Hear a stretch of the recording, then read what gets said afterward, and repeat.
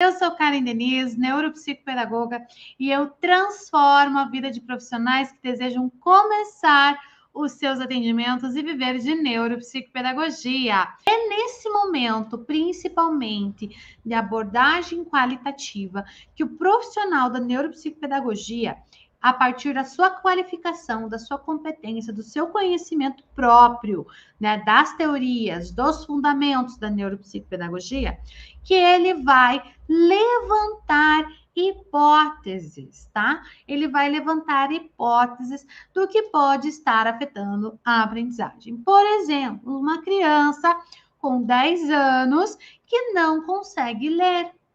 Aí o neuropsicopedagogo vai buscar lá informações na anamnese, vai buscar informações na proposta de avaliação que ele fez, vai buscar informações no que ele observou do comportamento daquele paciente, no que ele observou de todo o contexto que aquele paciente está inserido, seja escolar, seja familiar, e aí sim ele vai levantar hipóteses para entender o porquê aquele paciente não consegue ler.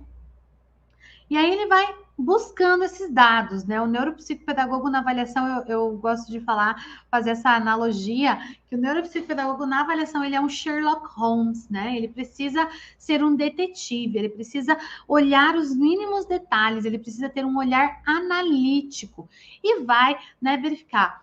Vai receber lá as informações, vai ver o material escolar, vai ver as avaliações escolares, vai ver o histórico escolar, vai ver o histórico familiar, e tudo isso a gente vai levantar hipóteses, tá?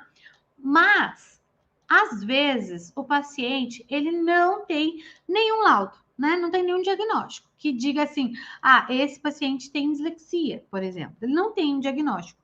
Só que, ao realizar o meu processo de avaliação, ao analisar os resultados que eu coletei, quantitativos e qualitativos, e pegar lá o meu DSM, eu vou olhar critério por critério e o meu paciente se enquadra naquele critério, né?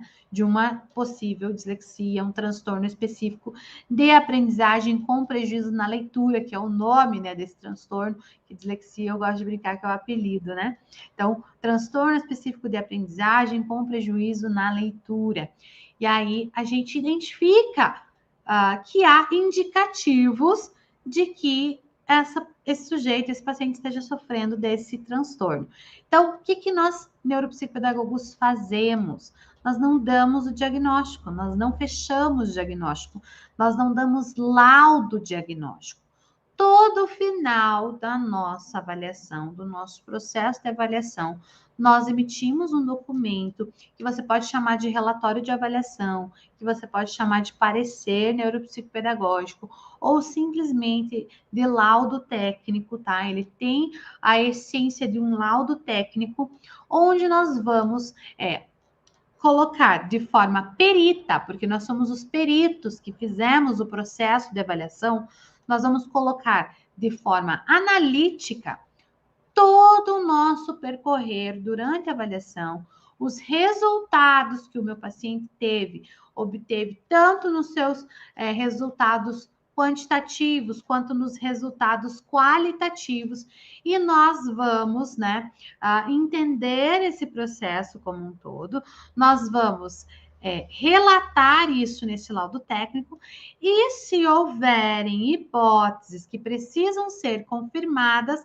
nós vamos apontar os indicativos que nos levaram a chegar nessas hipóteses e nós vamos fazer os encaminhamentos necessários, tá? Então, o neuropsicopedagogo ele não dá um diagnóstico, ele não fecha diagnóstico, ele não dá um resultado, ele não lauda ninguém no sentido de dar um rótulo, um diagnóstico, tá? Nós confundimos a palavra laudo com a palavra diagnóstico. E aí, quando eu falo, não, neuropsicopedagogo não dá diagnóstico, muitos entendem que o neuropsicopedagogo não dá um laudo, mas ele emite um laudo. Só que esse laudo é um laudo técnico. É um laudo que vai fazer com que eu identifique os problemas que estão atrapalhando o processo de aprendizagem, tá? No laudo técnico vai ter tanto o que eu identifiquei de problemas, né, de dificuldades, quanto de potencialidades, quanto de marcos de desenvolvimento que estão dentro da normalidade, quanto de marcos de desenvolvimento que estão acima, aquém do esperado. Então, tudo isso a gente consta no laudo técnico. E a neuropsicopedagogia, então, ela vai emitir este laudo técnico, tá? Então, a gente só tem que entender esses conceitos. Eu até trouxe aqui para vocês o conceito de diagnóstico, por exemplo. Digitei no Google ali, diagnóstico, né, conceito. Ele nos dá assim, que é a palavra da área da medicina, ó. Diagnóstico é a palavra da área da medicina, que significa a qualificação de um médico em relação a uma doença, a uma condição física ou mental, com base nos sintomas observados. Então, o diagnóstico é quando o médico dá uma valoração para aqueles sintomas, né? Ele vai clinicar em relação àquele sintoma e ele vai te dizer, ó, o seu diagnóstico é tal. Então, é uma qualificação de um médico em relação a uma doença ou uma condição física, mental, né? Com base nos sintomas observados. Já a neuropsicopedagogia não tem competência de dar diagnóstico. Então, o que nós vamos fazer? Nós vamos emitir um laudo técnico. E aí, eu digitei também no Google, tá? Porque só para todo mundo digitar aí e achar a mesma coisa que eu. Laudo conceito. E aí diz assim, que laudo é um documento com um parecer técnico.